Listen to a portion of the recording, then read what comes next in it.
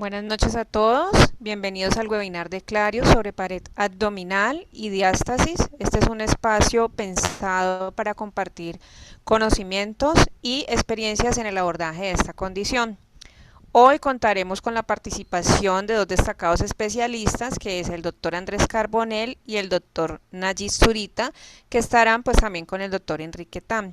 Ellos abordarán las últimas novedades y aplicaciones de la ecografía Clarius en el estudio de la pared abdominal y diástasis. Gracias a todos los doctores por acompañarnos y esperamos disfruten de este encuentro académico. Adelante, doctor Andrés. Bueno, ¿qué más? ¿Cómo van? Bueno, espero que estén bien. Vamos a tratar un tema, no va a abarcar todo pared abdominal, sino encasillarlo más en la parte de la diástasis de los rectos abdominales. Gracias al doctor Nayib, que de pronto está conectado en la noche de hoy, que nos va a aportar toda la información. Él es cirujano especialista y prácticamente domina todo este tema, entonces vamos a tener intervenciones de él durante la ponencia. Creo que ahí están viendo la pantalla para la diapositiva. Entonces vamos a enfocarlo en la parte de pared abdominal y vamos a dirigirlo a la parte de la diástasis. Eso es un poco de lo que vamos a hablar, que va a ser los temas principales. En cuanto a la introducción, bueno, ya sabemos que la parte de los rectos abdominales es toda esa separación que se da en la fascia, en la línea alba de los rectos abdominales, y que esta separación lleva a que de pronto tenga una visibilidad o un abombamiento en la parte central o esa barriguita que se nos suma, como se ve en la imagen, pero que no hay ningún defecto en la fascia, o sea, no hay ninguna rotura, un anillo o algo que esté, sino que simplemente es la separación, ya sea por pacientes diabéticos, antecedentes de pacientes multíparas o la relación si tienen algún antecedente de algún problema miofacial. Entonces, eso puede provocar esta protuberancia en la línea media, dada la separación. Generalmente, obviamente, es casi que asintomático en la mayoría de los casos. Siempre, obviamente, depende de la gravedad. A mayor distancia, de pronto puede generar otro tipo de molestias o inconformidades.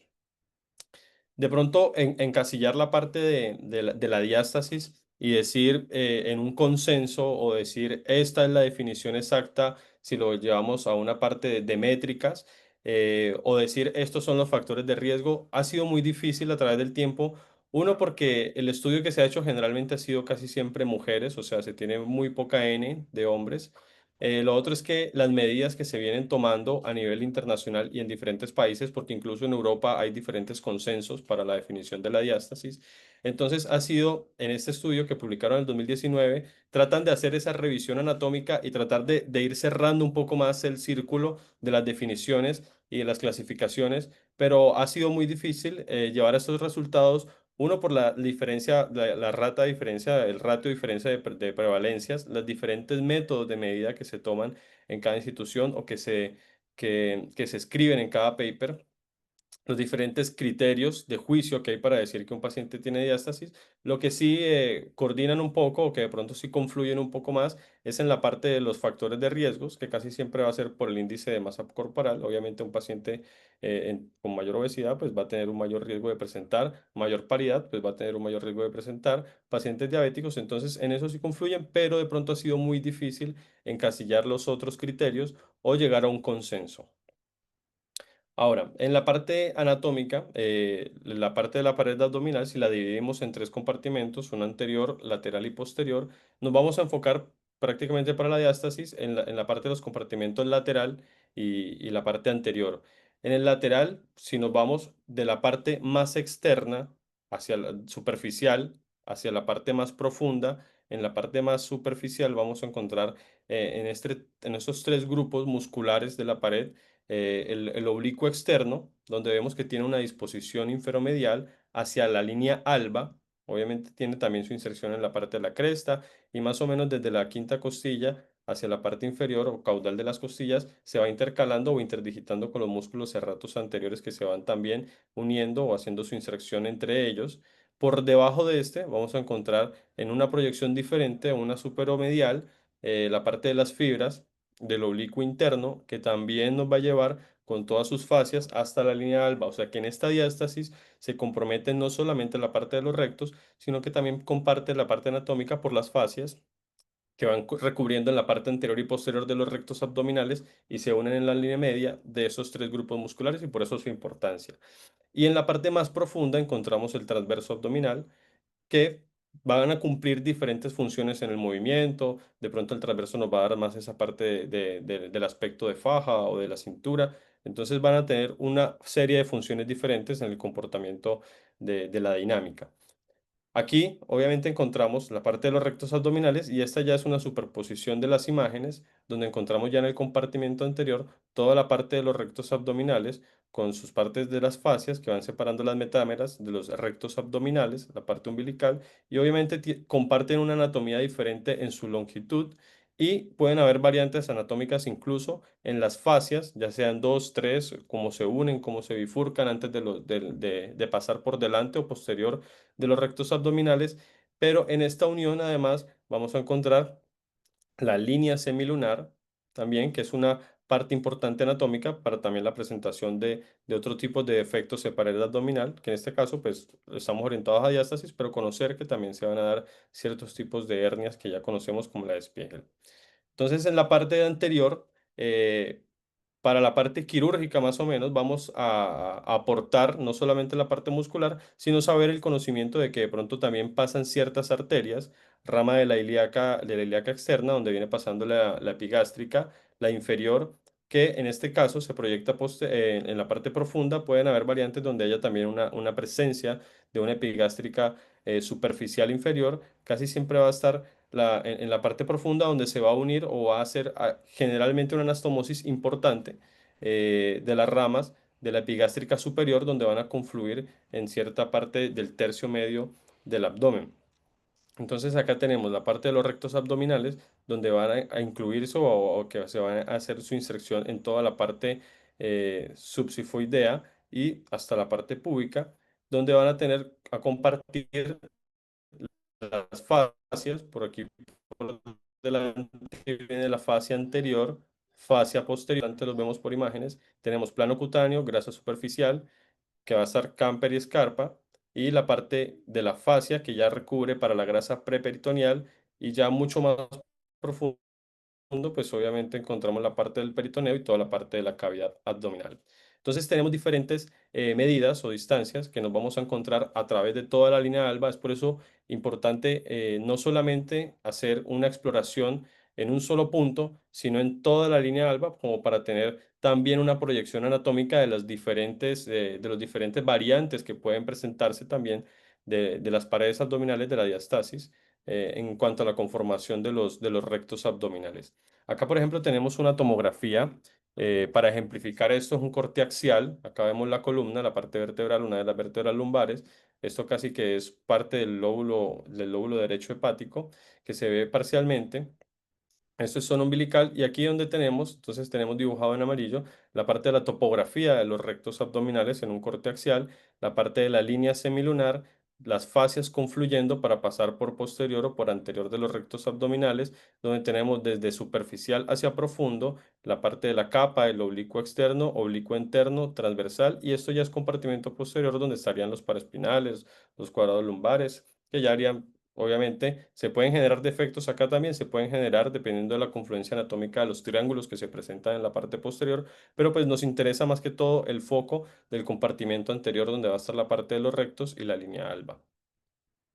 Acá tenemos otro esquema donde ejemplificamos también esa parte. Vean que aquí ya viene señalado y un poco más separado la parte del transverso abdominal, oblicuo interno, oblicuo externo, la parte de los rectos, la línea alba, donde vamos a medir el defecto en una distancia entre un recto y otro recto, a medir toda la distancia que presenta la línea alba.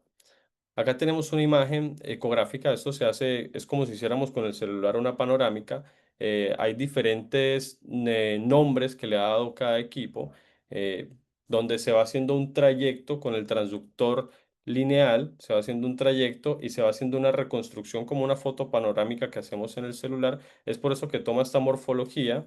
Entonces acá tenemos en una visión de todo un field of view, de todo un campo que se ha reconstruido de la parte axial de la pared abdominal, donde vamos a encontrar los grupos del oblicuo externo, el oblicuo interno y las fibras del transverso, lo mismo del lado izquierdo, lado derecho, recto abdominal, línea semilunar, donde confluyen y se unen esas fascias o se separan también, se bifurcan para ir de la parte anterior y posterior de los rectos abdominales y la distancia que vamos a encontrar en la línea alba. Acá tenemos ya es una reconstrucción que se ha hecho de la misma manera, un field of view que se ha dado de manera longitudinal, donde vamos a ver las separaciones de las metámeras y las distancias, las diferentes distancias a medida que va hacia caudal del recto abdominal que puede ir presentando. Y también vamos a encontrar, obviamente, diferencias en la distancia que va a haber entre cada recto, ya sea en la parte supraumbilical o en la parte infraumbilical. Entonces, ¿para qué tratamos de llegar para qué se está en esa búsqueda o para qué se trata de orientar este concepto?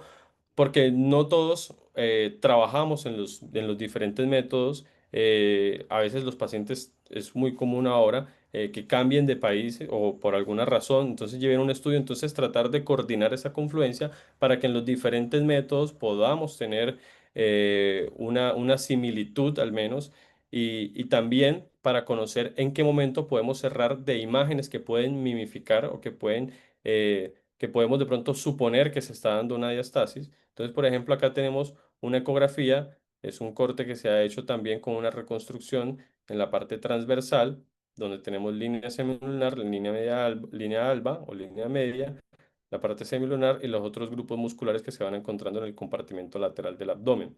Entonces, esta distancia que medimos no puede modificarse aquí porque, por ejemplo, uno podría suponer que hay una distancia, pero vean que se conserva, esto es un corte infraumbilical, donde generalmente no suele haber una línea alba, entonces, justo en este ejemplo tenemos que toda esta grasa preperitoneal puede darnos el ejemplo o uno intuir que de pronto está teniendo una diastasis, pero no hay ninguna separación de la línea alba. De hecho, no hay ni siquiera línea alba, vea cómo pasan las filas musculares de un lado a otro sin ninguna interrupción. Diferente en el caso de esta ecografía, donde tenemos a los rectos abdominales, podemos diferenciarlos de toda la parte de los tejidos grasos subcutáneos que se encuentran acá. Toda esta es la línea de la fascia de la línea alba y este es el otro recto donde vemos una distancia importante entre un recto y el otro, muy probablemente por arriba de los 25 milímetros, donde generalmente podemos tomar como distancia para la diástasis más que todo a nivel umbilical y supraumbilical, no así para la parte infraumbilical. Entonces, es aprender a diferenciar esto.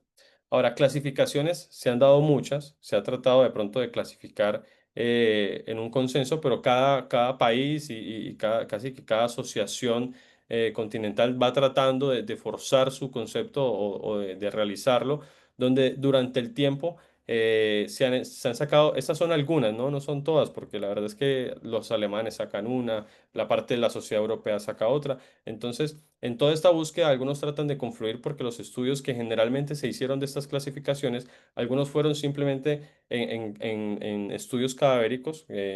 Por ejemplo, hay un estudio de estos que lo hicieron en 40 pacientes, en 40 cadáveres para estudiar esta distancia de la normalidad y por fuera de la normalidad de lo que se podría intuir para poder definir que hay una diastasis. Ahora generalmente casi todos estos estudios, como veníamos diciendo, los hacen en mujeres porque casi siempre se va presentando por la parte del parto o por los otros factores de riesgo que se puedan presentar.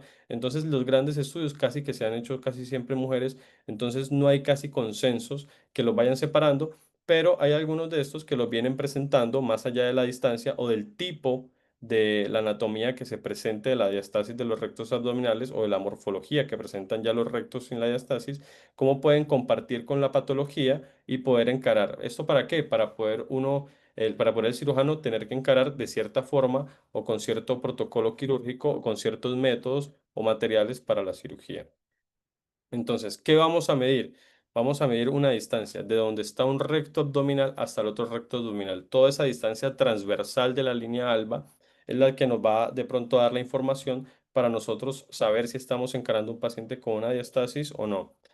Eh, a veces uno puede medirlo en una sola y decir, listo, en la parte umbilical, que es donde generalmente podemos encontrarla, tenemos más de 25 y hablar de diastasis. Pero pues obviamente como consejo es muy carente, siendo uno como radiólogo, es muy carente entregarle al cirujano un informe de pronto, por así decirlo, llamarlo insulso, ciertamente insípido respecto a los datos que realmente podemos aportar con la ecografía. Es más, hay estudios que han hecho para la variante anatómica, que lo vamos a ver más adelante, las diferentes anatomías y que lo hicieron solo con ecografía. Entonces, con la ecografía podemos aportar toda la información de la línea media, absolutamente toda la información. Entonces, este es un gráfico sacado de la clasificación europea de las hernias, pero solamente para ejemplificar los diferentes segmentos que podríamos aportarse en nuestros informes para hablar de cómo está esa separación o cómo es esa distancia transversal de los rectos a nivel subsifoideo, a nivel epigástrico, que sería por arriba, por fuera de los 3 centímetros de la parte umbilical, a nivel infraumbilical y a nivel suprapúbico, donde va a tener un panorama mucho más amplio o va a poder tener un diagrama mentalmente el cirujano de cómo es la morfología de esos rectos abdominales. Y no menos importante, aún si el cirujano puede ayudarse con esta herramienta y tiene algún plus en el sentido de que también se pueden obviamente buscar la parte de que confluyan dos patologías, que sería la diastasis y la de la hernia umbilical o de la hernia en pared abdominal. Andrés, complementando esta parte, y sobre todo que sé que tenemos muchos residentes y cirujanos jóvenes, eh, muchos se preguntarán, bueno, yo cuando voy a hacer una cirugía, simplemente levantamos todo, o los cirujanos plásticos que hacen mucha abdominoplastia, yo toco y puedo marcar, pero es que el futuro de la cirugía está cambiando muchísimo. Ya tanto en cirugía general como en cirugía plástica, se está hablando de esas pacientes no obesas o de esos pacientes no obesos que tienen diastasis de rectos abdominales y ya empiezan a consultarnos para una reparación laparoscópica.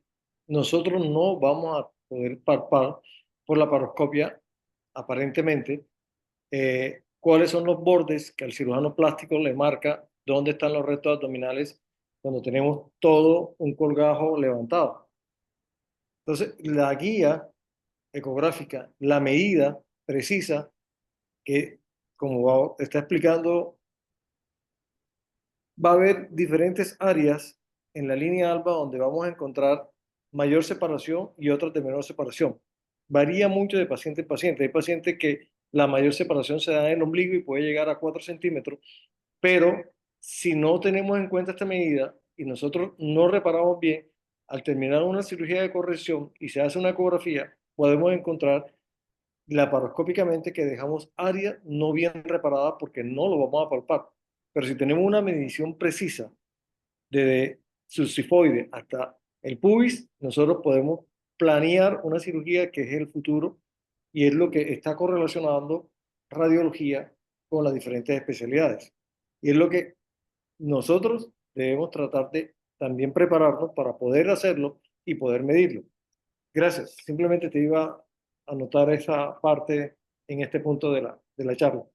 Claro, perfecto. O sea, la diastasis no es que siempre se tiene que diagnosticar por imágenes, ¿no? Obviamente siempre en la parte de la exploración del examen físico aporta esa información donde se puede de pronto de manera un poco más subjetiva, por así decirlo, o de manera más cualitativa respecto a la distancia, pero es la importancia de cuantificar uno, que con la ecografía vemos cómo es la morfología, si la mayor separación, como lo decía el doctor Nayib, se da la parte umbilical, porque cambia esto de paciente a paciente, entonces es insuficiente de pronto entregar la información aportada que uno podría dar de más diciendo solamente una medida en un solo nivel. ¿Ya? Entonces, ¿para qué confluimos o para qué tratamos de llevar esto? Porque muchas veces estos pacientes, por X o por Y razón, porque de pronto tiene alguna hernia y quieren ver si hay alguna complicación, o por si de pronto esta diastasis ya llevaba un volumen fuera del eje del paciente y necesitan de pronto hacer un índice de Tanaka para saber si de pronto ese saco está mucho más por encima del 25% del volumen de la cavidad abdominal, o ver cómo es el comportamiento de esta hernia, de pronto cuando hacen protocolos de tomografía para hernia, ver que lo hagan con Valsalva o no para de pronto tener un volumen más certero. La ventaja con la ecografía lo hacemos en vivo. Entonces con ecografía podemos directamente ver cómo es el comportamiento de estos defectos de pared abdominal que pueden acompañarse de la diastasis.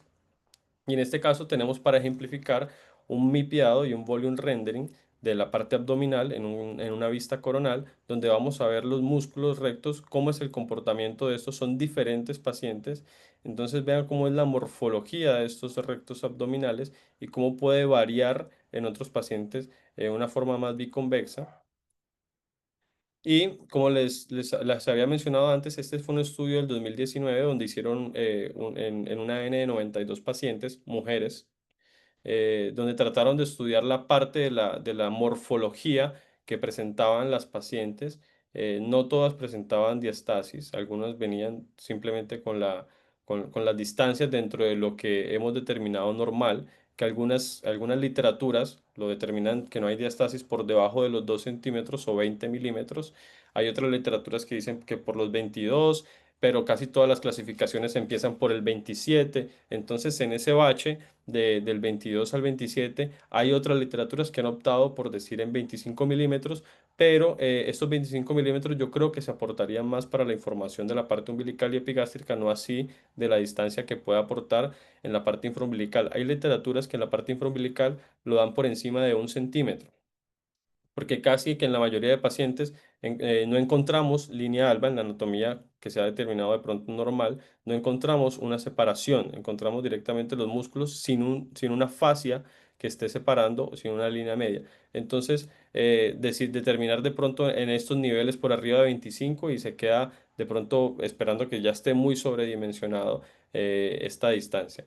Entonces, ellos clasificaron estos 4 tipos y de esto se ha venido acompañando otros estudios, por ejemplo este del 2021, donde ya trataban de hacer o proponer clasificaciones acompañando esta anatomía o esta diferente anatomía que puede tener la distribución o la disposición que puede tener la línea alba o los rectos abdominales que obviamente condicionan a las distancias transversales de la línea alba. Entonces cada vez se viene aportando tratando de buscar cuál es el camino para que de pronto radiólogos, cirujanos en el mundo hablemos el mismo idioma en cuanto a la diastasis y el tratamiento que de pronto se le puede ofertar a una paciente o en pacientes que directamente van por abdominoplastía y acompañados se quieren hacer una corrección de esta parte quirúrgica de la diastasis. Bueno, espero que hasta ahí estemos bien. Ahora vamos a ir un poco con la parte de las imágenes. Entonces, esta es una ecografía. Estamos en un plano donde tenemos el plano cutáneo que termina en esta zona. O sea, aquí tenemos la parte epidérmica, la parte dérmica y ya toda la parte de la hipodermis o el tejido celular subcutáneo, donde va a estar dividido en las fases. Para la parte superficial de Camper-Scarpa, tenemos acá la parte de los rectos abdominales, otro recto abdominal del lado izquierdo, toda la grasa preperitoneal y toda la fascia que divide en la parte del peritoneo parietal y obviamente hacia la parte del peritoneo visceral con las vísceras parcialmente visibles. Así deberíamos tener una visibilidad para poder aportar información. O sea, no podemos tener una ecografía haciendo el método hasta la grasa preperitoneal porque nos carecemos de información en los planos que nos pueda aportar un transductor lineal fácilmente y más si, por ejemplo, el transductor Clarius que puede bajar hasta 7 MHz, entonces para rememorizar esa parte a medida que tenemos menos megahertz, tenemos más profundidad de información de la imagen adquirida, entonces podemos evaluar también esta parte y adquirir este tipo de imágenes con estos planos donde podemos ver la parte del peritoneo y estudiar su profundidad y tener ya de pronto dimensiones de qué espesor tenemos aquí de los planos, de los planos subcutáneos, qué distancia tenemos de la grasa superficial hasta la grasa profunda, qué diámetro anteroposterior de información nos puede aportar la grasa preperitoneal y el espesor de los rectos abdominales, que todo esto lo podemos aportar en un informe de pared abdominal, porque el espesor también no lo sabemos si la paciente de pronto va para un fat graft, entonces ese aporte de grasa que se le va a dar al músculo, saber en las variaciones del espesor que se pueden dar pre y postquirúrgico para el estudio. Y no tenemos que diferenciarlo un poco cuando ya encontramos un paciente no con una diastasis, sino que vemos un anillo en el cual protruye un saco y que en valsalva se puede obviamente con el aumento de la presión interabdominal y este escape que quiere tener por la presión aumentada, entonces ver cómo es el volumen o cómo es el movimiento de este saco herniario en este caso, porque muchas veces obviamente se puede acompañar, entonces no es solamente buscar de pronto la línea alba si hay defectos de pared, Obviamente, si estamos hablando de diastasis, miramos la línea alba, pero si vamos a explorar un paciente que de pronto va a una cirugía que es mucho más compleja o que de pronto va a tener toda una reconstrucción de la parte de la pared abdominal, más allá de los rectos, sino que se va a hacer otro tipo de procedimientos en la parte de los planos grasos, pues poder estudiar también esos defectos que se pueden presentar en la parte de la línea semilunar, hablando de compartimiento anterior y lateral del abdomen. Acá tenemos otra ecografía donde tenemos el mismo paciente en diferentes planos, donde la distancia no es mayor en la parte infraumbilical, pero sí presenta una diastasis, pero casi que se duplica en la parte umbilical. Entonces es por esto que el aporte de la información de los diferentes segmentos que pueden estar en toda la parte de la línea alba, que pueden aportar una visión para de pronto el momento de que se le vaya a hacer la cirugía, tener mayor información o mayor acogida de pronto de la disposición que tengan los rectos abdominales. Entonces, les voy a mostrar dos tomografías, pero es más que todo para que complementen esa imagen de lo que pueden o lo que tienen que valorar por la parte ecográfica. Entonces acá tenemos una tomografía sin contraste, es una paciente añosa porque ya lo podemos ver que tiene unas calcificaciones coronarias, donde tenemos un corte axial y un corte coronal y vean esa división entre los rectos, esa fascia que se va ahí haciendo un zoom in, donde hay una distancia que está por encima de los 25 milímetros, es una paciente añosa, no es obesa, ahí lo pueden ver en la parte coronal donde no presenta una morfología sino que es más que todo una paciente, ahí está a nivel umbilical, ahí pueden ver el ombligo, entonces es una paciente que es más que todo delgada, pero que tuvo ciertos partos, creo que le hicieron histerectomía a esta paciente, tiene más o menos unos 76 años, donde ya está presentando una separación de estos rectos abdominales que deberíamos estudiar en toda la parte de la línea, o sea, la parte subsifoidea hasta la parte suprapúbica y vean la parte infraumbilical, donde generalmente, casi que en todos los pacientes no encontramos una presencia de separación de la línea alba, pero esta paciente, aún en la parte infraumbilical, cómo se extendía su diastasis hasta la parte infraumbilical con los rectos paralelamente mayor o de un diámetro mayor al que de pronto encontrábamos inmediatamente supraumbilical. Y ahí estamos viéndolo en la parte umbilical. Entonces, esta exploración de toda la línea también es para buscar defectos, porque nos podemos encontrar, por ejemplo, en este caso, defectos en la pared, en la parte inguinal asociados. Entonces, más allá de que de pronto se le pueda hacer o pueda servir o no para la corrección, tenemos que conocer la presencia de estos defectos, en este caso una hernia inguinal que estaba del lado izquierdo, y poder aportar esta información de qué además, qué otros defectos, más allá de la diastasis, puede estar presentando la paciente. Entonces, todo esto lo podemos estudiar tanto por tomografía como por ecografía. Entonces, este aporte tomográfico es para tener una idea de cómo podemos ver hasta los planos, toda la fascia que separa la parte superficial y profunda de Camper y Scarpa de la distribución del tejido celular subcutáneo y cómo podemos ver de pronto también o tener el conocimiento de la distribución anatómica que vamos a encontrar en la parte de la línea semilunar que va a estar en la parte paralela o periférica de los rectos abdominales, donde se van a unir o van a tener esos defectos que se pueden presentar como hernia de Spiegel en la parte semilunar. Acá vamos a ver otra tomografía, pero esta es una tomografía con contraste, donde tenemos un corte sagital y un corte axial, donde ya tenemos un espesor, ya podemos ver el espesor que presenta el tejido celular subcutáneo. Obviamente tenemos una paciente con obesidad y vean la diferencia que tiene en el espesor de esos rectos abdominales, donde hay una mayor diastasis, una mayor separación en toda esa distensión abdominal, pues toma una morfología de adelgazarse esos tejidos, incluyendo la parte muscular. También es una paciente que presenta más o menos la misma edad y vean cómo presenta esta morfología, en este caso, una morfología más biconvexa, donde tiene una separación que es mucho más acentuada, cercano a la parte umbilical. Y a pesar de que tiene una edad similar a la paciente anterior, pues ya tenemos uno, los cambios que se pueden dar por la obesidad, por la cantidad de grasa que podemos ver en la parte peritoneal y explorando esta paciente en la parte umbilical, tenemos también acompañado, aparte de la diastasis, un defecto, una hernia umbilical, donde también deberíamos aportar esa información porque pues obviamente genera cierto tipo de complicaciones en los ingresos que de pronto pensaban planearse un poco más superficiales y que de pronto ya generan una complicación intraabdominal.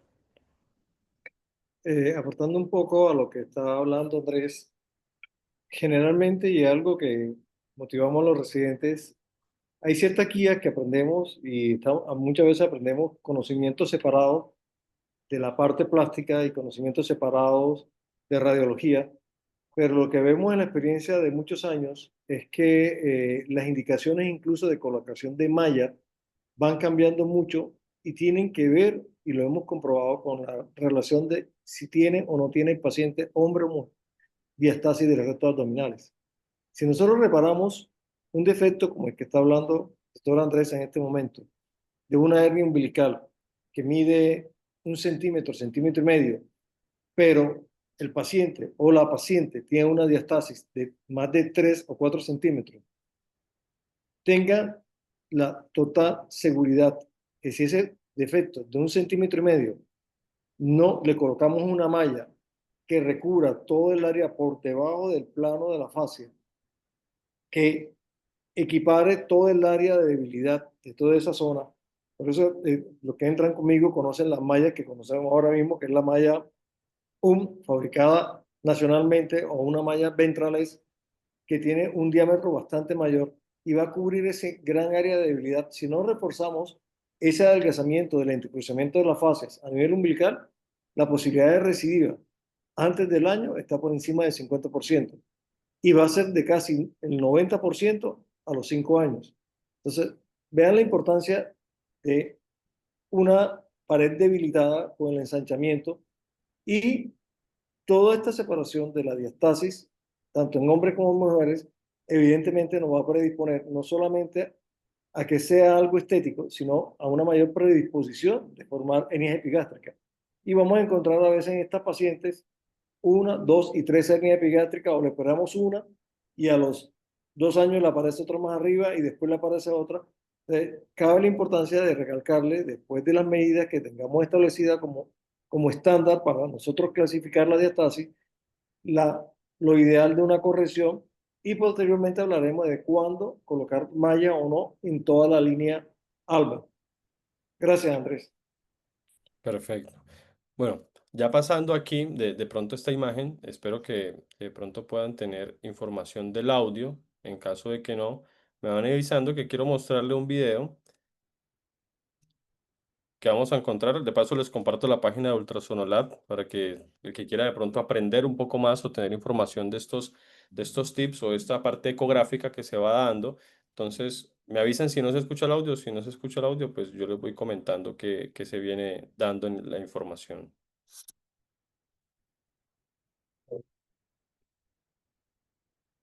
Eso es respecto a la ecografía. Para evaluar esta pared abdominal, tenemos que dividir nuestro abdomen en supraumbilical e infraumbilical, ¿sí? Y vamos a hacer nuestros rastreos en nuestros cuadrantes abdominales. Vamos a empezar supraabdominal y vamos a evaluar cómo se observa la ecoestructura desde la sifosis del esternón o apéndice sifosis, sifoidea. Miren cómo se observa el hueso, su sombra acústica posterior, y allí vamos a empezar a analizar nuestra línea media. Si tenemos conciencia anatómica ecográfica, y como ya aprendimos, lado derecho del traductor, lado derecho del paciente, anatomía derecha, igual lado izquierdo, ya estamos ubicados, y empezamos allí a analizar nuestras estructuras. Entonces, ¿qué vamos a encontrar? Superficial a profundo. Vamos a analizar cuál es nuestra profundidad máxima, dónde estamos ubicados, vamos a mejorar nuestra ganancia y vemos si nosotros le decimos a nuestro paciente, respira profundo, ahí ya podemos analizar en dónde está nuestro peritoneo, bota lentamente y van viendo la movilización del peritoneo y del gas.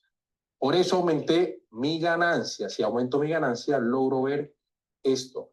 Ahora, ¿qué hacemos? Delimitamos entonces nuestra estructura anatómica y vemos nuestro recto abdominal, miren derecho, cómo se ve de superior a inferior, y vemos cómo se ve la grasa profunda y la línea del peritoneo.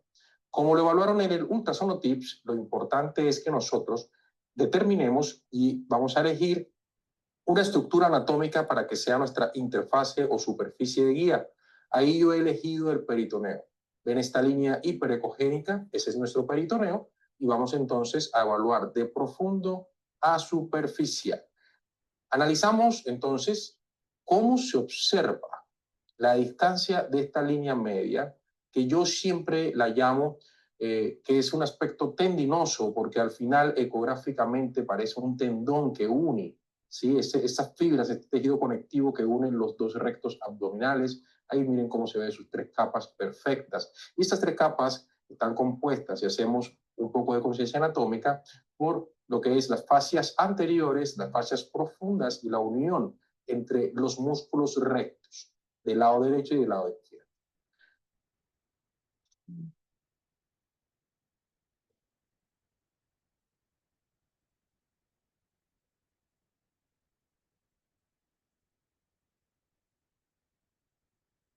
Bueno, ahí ya estamos.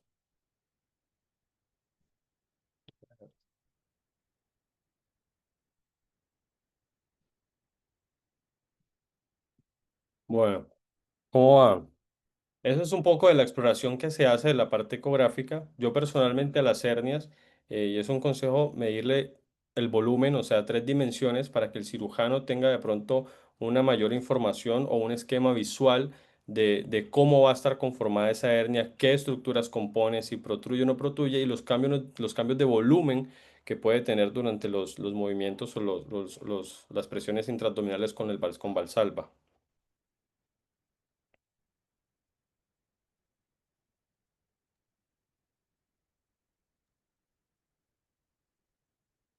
No sé si alguien en el grupo tiene alguna pregunta. Muy bien, genial. ¿Cómo va todo, doctor O, Zurita? Perfecto, Enrique. Yo creo que para el grupo que está, que es un grupo numeroso de participantes, fue muy clara la explicación, la correlación anatómica, ecográfica y la importancia de lo que deben ver, la ganancia que tenemos con tener la ecografía y una ecografía dinámica que nos muestre lo que nosotros realmente queremos ver. O sea, cada día estamos mirando y encontrando cosas que tenemos que correlacionar con el radiólogo o explicarle al radiólogo cómo se ve. Incluso hay muchos radiólogos que no saben interpretar la malla que colocamos o cómo la colocamos. Y la anatomía quirúrgica, hablábamos con André y con doctor Tan, y con Enrique, va cambiando mucho. Todo lo ha cambiado con la separación de componentes. Necesitamos mucha anatomía, pero saber dónde vamos a separar cada grupo muscular. Y la ecografía realmente nos da una orientación si se puede tener antes, durante y después de la cirugía. Realmente, actualmente estamos trabajando en asocio de medir, de saber el volumen, de ver el grosor del músculo, de ver si tiene retracción o no tiene retracción. Y sobre todo, para los cirujanos, clasificar si esa diastasis hay defectos epigástricos, defectos umbilicales. Hoy por hoy, mañana tenemos el jueves tenemos un caso de cirujano plástico acá en Cartagena que a todos los pacientes que anteriormente no lo hacían, antes de hacer cualquier procedimiento abdominal, una abdominoplastia, le piden su ecografía y si tiene una hernia epigástrica o si tiene, piden el acompañamiento de nosotros para ver si desinsertamos o no desinsertamos el ombligo, le cuidamos la circulación de ese ombligo. Entonces estamos trabajando, no compitiendo, nos estamos apoyando. Y lo que hablaba al principio, el futuro de la cirugía laparoscópica, de la corrección de este tipo de defectos, depende en un gran porcentaje del éxito de una buena interpretación ecográfica. Esa es la clave. O sea, si no medimos y si queremos hacer un cierre, no lo vamos a hacer preciso si no sabemos cuánto mide en las diferentes partes de la pared abdominal esa separación. Yo creo que están haciendo una pregunta en el chat o están comentando. sí, no solo ahora que mencionó lo de la parte vascular, es que por la ecografía también podemos tener el aporte de pronto de la ubicación de esas arterias epigástricas profundas que van por el plano posterior de los rectos abdominales, más que todo para que puedan tomar la decisión. O sea, si esta herramienta la adquiere un cirujano en cuanto a la parte vascular, que con el Clarius se puede, por la profundidad que alcanza, de poder tener el detalle anatómico, y si tiene la presencia también de una epigástrica superficial. Entonces creo que les aportaría también mucha información el adquirir por así este hándicap del uso del ecógrafo, que sería con la parte del Doppler, para complementar de pronto el proyecto que se tiene con la cirugía, o el abordaje que se va a hacer con la cirugía, o el plan quirúrgico. Perfecto. A mí me parece, como siempre lo he venido diciendo en los últimos años, bueno, la ecografía, muchos artículos hablan sobre el nuevo estetoscopio. Yo nunca hablo de estetoscopio, yo siempre hablo que es el nuevo escalpelo, es el nuevo bisturí. Mi definición es la disección anatómica en tiempo real guiada por ecografía, y eso cambia la forma como cirujanos principalmente ven el dispositivo, ¿no? Si el dispositivo ahora lo ven como un bisturí, lejos van a sacarle provecho, ¿no? Y el que sabe utilizar el bisturí son los cirujanos, con respeto de mis amigos radiólogos que están acá, el doctor Andrés y muchos que están como participantes el día de hoy, pero si nosotros alzáramos un poco nuestra cabeza, fuéramos al departamento de cirugía, en este caso el departamento de cirugía de pared abdominal, y le preguntáramos, chicos, ¿ustedes qué quieren que yo les informe? Todos van a estar contentos en decirnos, porque hemos cometido por los últimos años tal vez bastantes omisiones, que más que errores, omisiones por no tener la información precisa. Eso significa que la ecografía actualmente ha tomado de cierta forma una importancia, como yo llamo, para nosotros los que estamos haciendo educación, es una revolución, una oportunidad, porque estamos escribiendo, estamos aportando, estamos dejando cosas importantes.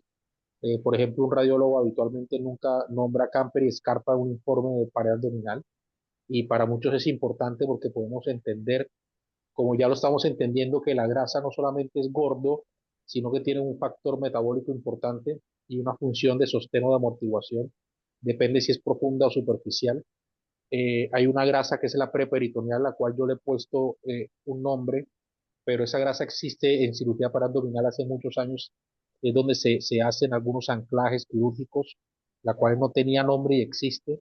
Existe también fascias o grasa y entre el músculo recto abdominal, que tiene un vientre que divide en anterior y posterior, por allí cubre y sostiene todo lo que es la parte vascular. Entonces, entender esta parte anatómica nos deja comprender las necesidades del cirujano para abdominal. Y creo que esta es la esencia de este tipo de reuniones, esta es la esencia de lo que podemos estudiar en conjunto. Ahora los cirujanos plásticos, junto a los cirujanos de pared abdominal, están haciendo innovaciones reconstructivas, funcionales y estéticas. Y eso va a llevarlo a un resultado mucho mejor. Yo creo que los próximos dos webinars vamos a tener todavía mucha más audiencia con muchas más preguntas.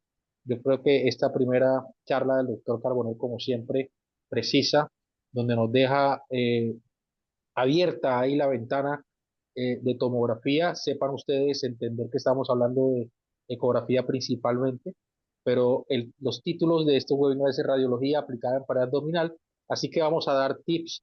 En mi clase voy a hablar un poquito de densitometría también, así que vamos a dejar ventanas abiertas para poder ver todo lo que se está haciendo y cómo podemos utilizar la radiología, no solamente la ecografía, que en este caso es nuestra punta de lanza. Doctor Nayib, ¿tiene alguna pregunta? No, hay una pregunta en el chat que si solamente medían los rectos abdominales y se podía medir ecográficamente los oblicuos. Bueno, te lo va a responder los radiólogos mejor, pero sí, se puede medir todo. Todo puede medir dónde inicia el transverso, dónde el grosor de los músculos oblicuos. Yo creo que eso se la dejamos a Andrés Carbonell, esa pregunta que hacen en el... Sí, o sea, si vamos a la valoración ideal, pues obviamente buscamos en la diástasis esa separación, pero no en la práctica. O sea, si vamos en la práctica y nos piden una ecografía de pared abdominal, es aprovechar toda la información que podemos aportar y que le sirve al cirujano, ya sea el cirujano de pared abdominal o si se va para un procedimiento estético con la parte de cirugía plástica. Entonces se puede, sí, y se mide, se puede medir el espesor de los oblicuos, ver si hay cambios ecogénicos que nos hablen de sarcopenia por el reemplazo graso que puede tener el músculo o no, o con la edad, o por alguna patología que de pronto se esté dando por el deterioro muscular. Entonces se puede medir eso, se aporta información, no es que solamente se puede medir, sino que se aporta información del espesor de los rectos abdominales, de las distancias, de las diferentes metámeras que tiene, de la distancia que hay de la grasa, del plano cutáneo a la grasa superficial, a la grasa profunda, del espesor que tiene la grasa preperitoneal, de la ubicación de la línea media, de la distribución de las arterias epigástricas, si hay presencia de superficial y profunda en la parte inferior, de pronto de la distancia que puede tener a la profundidad del plano cutáneo a la línea semilunar, si hay obviamente defectos hernia de Spiegel en la línea semilunar también. Entonces, toda esta información en una ecografía hace un informe que no sé si Giselle Baltonato puede ser una radióloga o no, pero creo que eso te aporta un plus para un informe que vos puedes hacer mucho más completo de pared abdominal y no solamente quedarnos en esa carencia de solamente la distancia y encontré la hernia y ya porque de pronto tenemos la herramienta y el conocimiento radiológico para poder hacerlo. Y no solamente eso, sino que también con la práctica un cirujano puede adquirir esa habilidad de pronto de reconocer esos planos grasos diferentes de los musculares, de ver esas fascias, de saber cómo tomar esas distancias, de saber si se comprime o no se comprime para tener un espesor mucho más real de pronto de las estructuras anatómicas. Entonces, en Perfecto. resumen, sí, sí, se mide todo. También es importante, y ahí les dejo una pregunta, una duda a todos para que participen en el próximo webinar. Y esto estoy mezclando mi experiencia. Hay una técnica quirúrgica de abdominoplastía en donde se realiza una rafia, donde se toma el oblicuo externo y se lleva a la línea alba. Esta abdominoplastía o corsé anatómico, que es su nombre, eh, hemos visto que tiene muy buenos resultados, pero he visto también dos cosas que me llaman la atención. Uno, cuando la rafia no sea guiada por ecografía, que es el 99% de las ocasiones, tal vez la derecha o la izquierda no quedan justo en la línea media, sino que quedan un poco más lateralizadas y eso lo que hace es hacer una diastasis mecánica. ¿Me hago entender? Porque la tracción o ese punto, esa rafia que toma trayendo la línea semilunar hacia la línea alba, tal vez no lo hace con tanta fuerza que lo que hace una tracción, se rompe la rafia parcialmente y genera entonces una lateralización heterogénea inclusive. Y eso genera algunas asimetrías que al final el paciente, su resultado estético no se modifica mucho, o sea, no se nota en su resultado estético, lo vemos nosotros en ecografía y muchas ocasiones no sabemos qué es. Yo ya aprendí qué era, ¿no? Por ahí yo puedo decir que es un hematoma o una lesión. Eso lo vamos a ver en nuestra próxima charla, que voy a hablar un poco de ese tema, pero ahí le dejo yo esa pregunta al doctor a ver si mañana en nuestro encuentro la resolvemos porque es algo que podemos escribir, porque no sé si existe una diastasis secundaria por una cirugía anterior. Interesante. Si alguno de los doctores quisiera hacer una pregunta, puede alzar la mano y yo le doy paso al micrófono, ¿correcto? Cualquiera de los que quiera participar.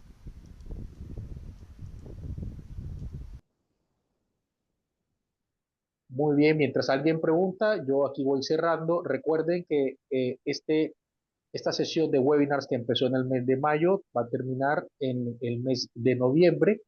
Hoy estamos en septiembre, el día 23 de septiembre, estamos en las sesiones de pared abdominal. Este y los otros webinars los vas a encontrar gratuitamente en nuestro canal de YouTube, Ultrasonolab, y en el canal de nuestro aliado InMedica, el cual es el distribuidor para Colombia de Clarius, uno de los ecógrafos de mano más potente del mercado.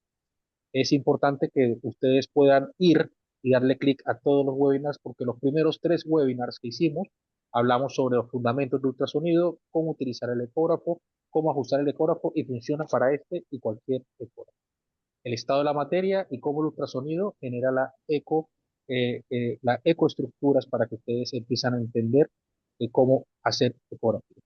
Y en el webinar de hoy y los próximos 3 webinars vamos a hablar sobre ecografía y radiología aplicada en pared abdominal y vamos a tener al doctor Andrés Carbonell y de moderador a nuestro invitado especial, experto en pared abdominal, doctor Nayib Zurita. El día de hoy hemos estado con el doctor Andrés Carbonell y con el doctor Nayib Zurita y con más de 55 participantes en vivo. Muchas gracias. Si no hay ninguna pregunta. Gracias, Enrique. De verdad Chao, que chao. Muchas gracias a todos. Feliz noche. Gracias a todos, gracias por participar. Feliz noche.